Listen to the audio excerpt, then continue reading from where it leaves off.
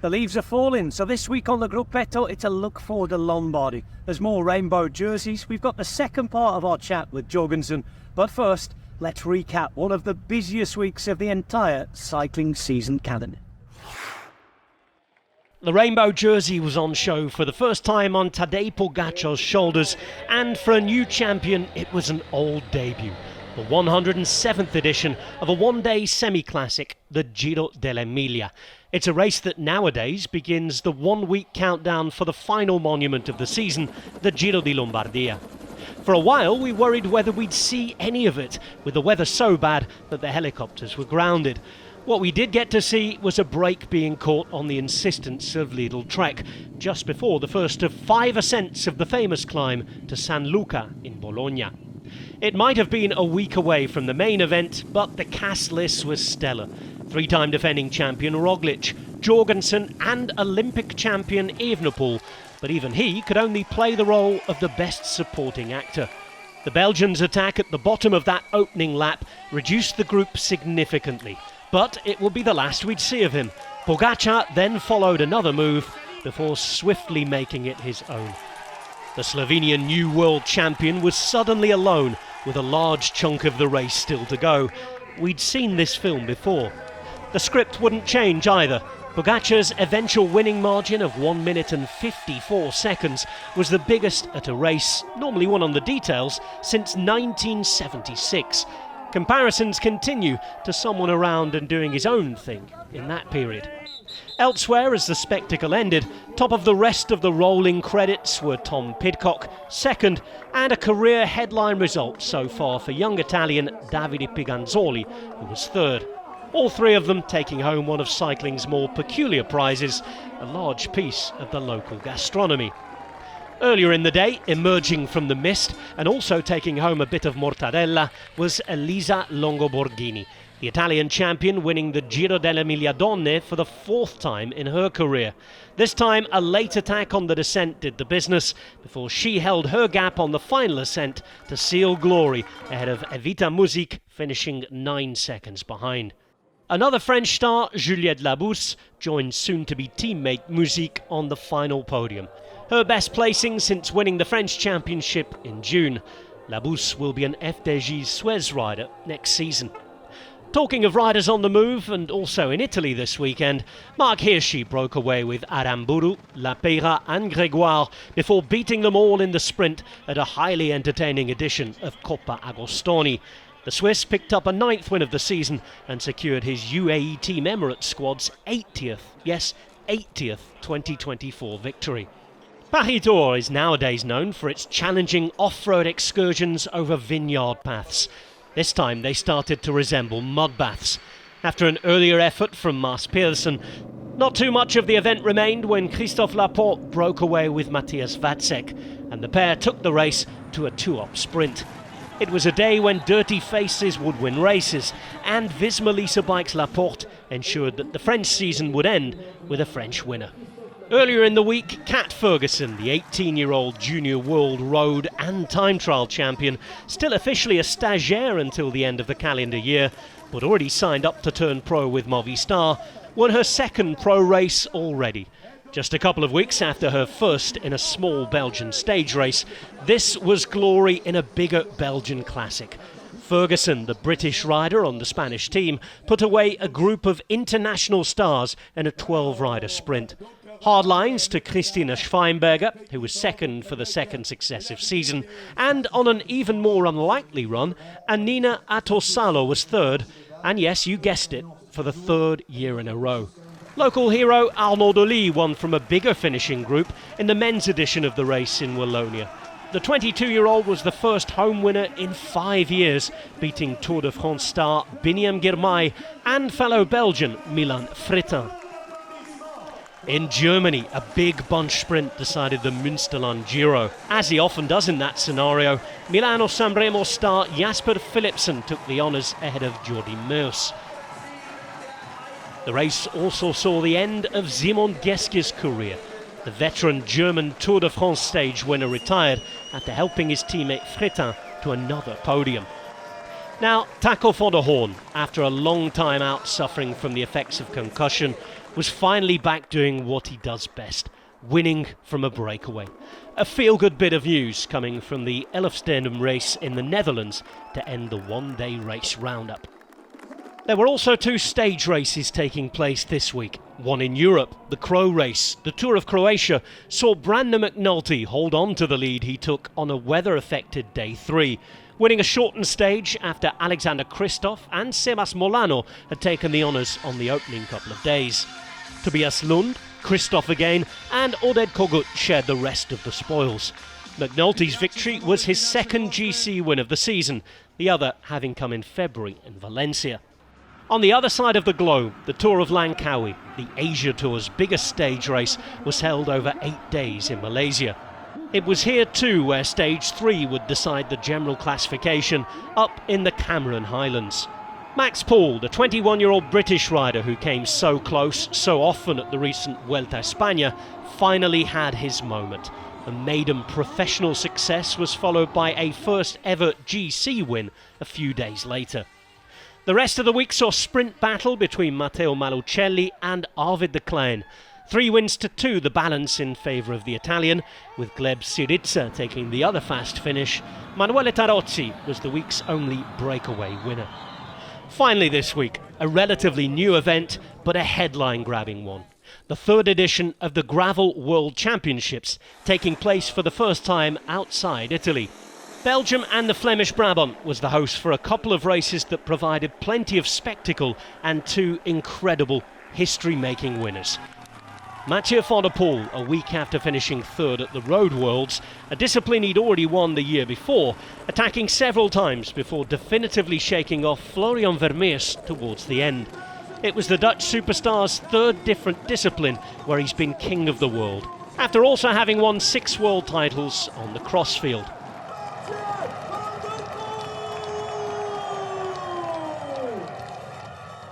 The last word is reserved for the best of the best. Marianne Vos did it yet again. Her victory was a tense one on the finish line in a sprint against home favourite Lotte Kopecky. If MVDP's achievements were special, this was even more so. Now a veteran at the age of 37, Vos added a world title in a 4th different discipline. Remember, she also has track world titles. So, 2 of the most prestigious winners for an event that continues to gather momentum. Next stop next year, next Worlds in Nice. A couple of weeks ago we spoke to Matteo Jorgenson, the US star who's blazing a trail for his nation and his Visma Lease bike team this season. Here's the second part of that interview. Well, you turned pro at a difficult time in Movistar because of course the pandemic was hitting. And then after a couple of really good years, you move on and you leave Will at Movistar. How was that decision to make? I mean, I know you're sort of a really performance-driven person. You've already stated that and said, hang on, I want to keep improving and keep improving. A natural progression, I guess, to move to what was the best team in the world last year, winning all 3 Grand Tours, although I'm sure some UAE Emirates people are going to watch and tell me that they won the points, so apologies for that. But, you know, you win 3 Grand Tours, you get the offer, you can't turn that offer down, can you? Yeah, that's just it. Well, you can turn it down. I think, yeah, I'm not going to say you can't because there are, I think, some who would have, it's not always like, yeah, it's the best team in the world, but there are teams that probably would pay you more. And for me, it was always my dream to be, I think, like I said earlier, like the thing that drives me in cycling is to try to get the best out of myself. It's like see where I can bring this body, like how far can I push it? What level can I get to? And so that with that, objective in my head, I wanted to go to the team that I thought would give me the best chance to do that. The team that was most focused on performance and goes to all lengths, to have the best staff, the best science, all the things that, impact performance. And I think I found that at this team. So for me, it was like the best decision I could have made, but I think it's an individual choice, and yeah, I definitely don't regret it, but I wouldn't say it's like the only choice to make. There are plenty of other alternatives. Well, it's obviously working out for you pretty well. You turned up at the first training camp, and I've heard this anecdote through a colleague of mine. I think you were interviewed on My Good Mates, the cycling podcast at the start of the year, and you were telling a story about people going and putting in a kitchen at the top of a volcano just for you to stay and your teammates to stay for, what was it, 2 or 3 weeks for the first altitude camp? Just to explain the lengths that Visma Lease bike and the new setup that you were at went to do that. And if I'm not mistaken, you were paying for your own training camps before. So what a change in sort of focus on trying to get the best out of the athletes, no? No, totally. It's a good that's a good like comparison point, I would say. Like from an outside view, it's really absurd the lengths, yeah, that a team like mine goes to for this stuff. I mean, they recognize that after years and years and years up at Tenerife, staying at this hotel up there, the food isn't ideal there, and they don't really allow you to bring a kitchen truck because it's in a national park. So my team was like, well, what's the solution to that? We can just get a couple of the bigger rooms at the hotel, reserve them, and then build our own kitchen in them. Like we'll go down, drive down to the stores down below and buy ovens and cooktops and fridges and even tables and places where they can prepare the food. And yeah, I mean, by the time I arrived, I think the staff had already been there for 4 or 5 days to set all this up. And then we arrived and it was kind of seamless for us. Like, if you don't really pay attention, you can kind of go through it and just not really, maybe not appreciate it. But for me, having come from, the last couple of years doing everything myself, it gave me, I guess, a pretty big perspective on like how much all this takes and also how much it all helps to have this done for you and not have that extra mental stress. So it was really an amazing first altitude camp to the year, and something that I will never forget, just having your own kitchen up on top of a mountain in a hotel. And also other riders from other teams are staying at this hotel and they're walking by this room every meal to walk to their bikes. It was like on the way to the bike storage, and so all these guys are walking by looking at us eating in our private apartment, and it's just like kind of a surreal thing to see. It's just cool the mindset this team has and how much work they put into it. I imagine you're getting some jealous looks and comments then from the other riders up there. A few, yeah, or just them trying not to look. I mean, I also would have been annoyed about it if I was up there or something. But yeah, that's how the world works, I think. It's an interesting experience. I mean, it's very easy for someone like me or people at home as well to sit here and talk rather nonchalantly about, these guys have been up to altitude or whatever, it's another 3 weeks. And it's very easy, it just rolls off the tongue. What kind of commitment is that though? Because you're a long, long way away from partners, families, friends. Sometimes the Wi-Fi is dodgy. It must be a strange mental thing to approach as well as, the obvious physical sort of thing that you're putting into it for 3 weeks a month. I can't like sit here and say that we live such hard lives or something because,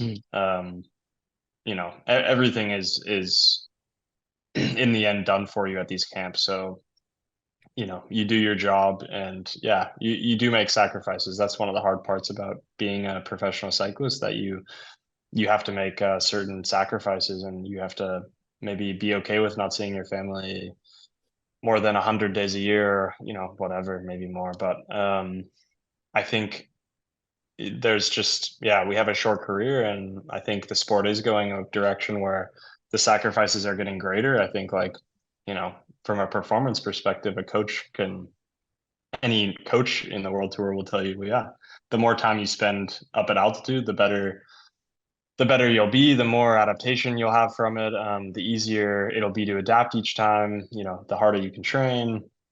And then, it just kind of goes and goes and goes. So you have to kind of set your own boundaries and find out where your own limits are. But in the end, it's what we all dream to do. So I think you wouldn't be in the sport, and if you didn't love going to altitude and training for 3 weeks and, having that be your only thing to do for 3 weeks, then you wouldn't have already made it to the World Tour. So I think for all of us, for sure, there are unpleasant sides to it, but it's like, it's a dream come true.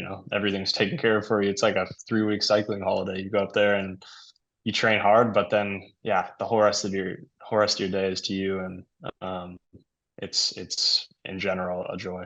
It looks like it's been a joyous year for you personally. Of course, those results I mentioned right at the start, the way you've improved, the way you've had those open eyes looking at all those changes and things that have happened. But for the team, it's been a rather different year this year. It must have been a bit of a contrasting experience, seeing people around you obviously disappointed not to hit the same consistency of success last year, although that was always going to be difficult, I think, whoever you are, to be honest, if we're all being realistic about things. But seeing Wout van Aert crash on the day that you won that big race in Dwars door Vlaanderen, seeing how that then affected the team, Jonas Vingegaard as well, and all the pressure and all the talk. What's it been like being in and amongst that this year? In general, quite a roller coaster, I think, this year. There's been, like you've mentioned, those are like the two highlight moments. I think Wout's crash in Dwars door and Jonas's crash in Basque kind of set the team on it was just we lost like the two big results makers in a matter of like a month. And not only that, but they both had serious injuries, and it was going to take them a while to come back. And it was also just like the team wanted to take care of them. And so, it was not a pleasant experience. I think besides that, we also had a ton of other events happen. You can say, I think every World Tour team, in cycling, crashes are part of it, and injuries happen. And probably we didn't have I don't know if we had any more than any other team. I think it's easy from like our perspective to think that we had such a crazy bad luck and all this stuff, but maybe if you looked at it, we had the same amount of riders out or whatever as other teams. It's just that I think we were hit like surprisingly hard at like the absolute top of the team, like the results makers, the guys who win the races. And that was really difficult to get through. I think we went through the staff. I can only imagine the amount of meetings and emergency meetings, and then changing the plan. I just remember in the classics itself, like we would get an email with the Flanders plan a few weeks before like the race plan, and then Wout crashes out, so that changes it. And then we had Dylan get sick, and then it was like 5 different riders were pulled out of our Flanders team before the race. And every single time they had to, make a new race plan and new race principles and so I can only imagine behind the scenes what that was like. From my perspective, it's super unfortunate to see like your own teammates crash, and it's like slightly turbulent. But for me, I think I was like, for the riders were the least affected, because we just do our jobs and carry on, doing the best we can. But I think it made for a really stressful year for all the staff. And so I think they're all kind of looking forward for that to be over in a certain way. They kind of are looking forward to just finishing the season and being able to rebuild with everyone healthy again to next year. And I think in general, like we went through the year as best we could. I think we actually, performed at a good level. It's just we were missing in key moments our key riders, and that's really hard to make up for, or almost impossible to. I think there's some exceptional performances in and among it. Obviously, the headline names going down in those headline crashes, media-wise, are always going to dominate things, but there's some fantastic performances in and among it. Talking about the headline names, what was it like riding with Jonas Vingegaard, training with him, preparing with him? I mean, regardless of results, that must have been an education. Yeah, it's cool. He's such a good guy. I room with him in Tenerife, and that was kind of like my introduction to him, and just really hardworking, humble, like just the exact things you'd want to see out of the guy that you're gonna ride for all year and or all summer. And so it was just a joy to like train with him. And I think I can't say enough good things about Jonas. And then the way that he handled himself at the tour, after like I can only like put myself in his shoes. I don't know what it's exactly like, but to have won the Tour twice and then have such a bad crash and have such a limited preparation. But still, you're going to the Tour de France and you're the defending champion, and so people still expect you to do, amazing things and expect you to win the race, and not just people from the outside, but people from in the team. That's kind of like what his job is at this point. And so that's such a huge expectation to have when your job is to win the hardest maybe endurance event in the whole world. And then to do that with a limited preparation and doubts and just like self-doubt, I think he just handled it so well. So just a really, really good experience. And I'm just looking forward to going again next year with him and seeing him this winter at all the camps. How's the winter look for you then? What's the plan? I think similar to last year. Not everything's nailed down, but there'll be some like team days, some like obligations that we all have in November or late November, where we get together in Holland at the service course and do medical checks and learn about the service course, learn about what all the staff do there, because that's a whole world in itself. And then in December we'll have a training camp, probably be free for Christmas to go home, and then have January training camp the first bit of January, and then by the end of January we're already in Tenerife preparing the classics again. So the whole winter is kind of mostly booked up. I'm just looking forward to a break after Lombardia. And then once I'm back in Europe from that, I will be in work mode until probably opening weekend, I would assume. So is that the plan roughly next year? I mean, I'm not expecting you to have every single objective dialed down yet, or even for you to be allowed to reveal it to us, don't worry. But is that the general idea, classics again and then a Grand Tour? I actually have no idea. I would tell you if I had one, but they're in the process right now, the team of making all the evaluations from the previous year. That's like kind of what they're doing in these exact weeks right now. And once they get through that and they evaluate what went right and what went wrong, they can start making the plan for next year. So I don't even know. We don't talk about calendar probably until December camp or late November. So but if you're asking my hope, if I could do the exact same season that I had this year, every single day exactly the same, I would. That would be my ideal, but haven't discussed anything. So. Well, we wait to find out. And of course, we wait to see how you're going to get on with the new staff as well. New bosses in charge. I guess it will be a sort of back to school feeling when you get to the first training camps. But again, seeing how you take this on, I'm sure you'll enjoy it.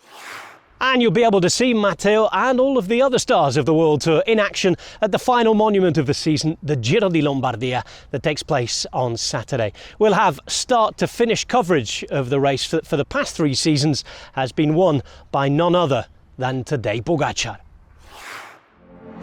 And here goes Masnada. Masnada to attack, and this is a key moment. And here the tactical games begin. Pogačar on the left in the white, Masnada behind him, Masnada staying behind him, Pogačar's going to do it, Tadej Pogačar on top of the world, and here goes blast off to Planet Pog, Mas now attacking, Mas going for it, Pogačar though looks like he has the power, Pogačar goes, and it is Tadej Pogačar. Here's Pogačar, he makes his move, they scream, they shout, they welcome the final moments of big competition. He's going to win the Giro di Lombardia again. It's going to be ever so special. It's a hat-trick. Pogačar in the pantheon of cycling gods. The Slovenian superstar joins Binda and Kopi with 3 wins in a row at the Giro di Lombardia.